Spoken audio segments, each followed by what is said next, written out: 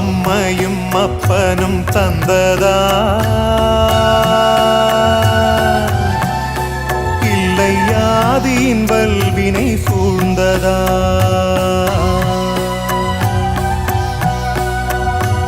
அம்மையும் அப்பனும் தந்ததால் இல்லை ஆதியின் வல்வினை சூழ்ந்ததால் இம்மையை நான் அறியாததா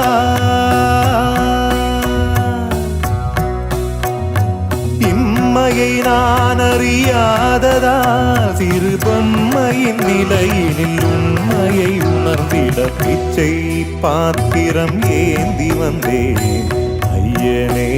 என் ஐயனே பிச்சை பாத்திரம் ஏந்தி வந்தேன் ஐயனே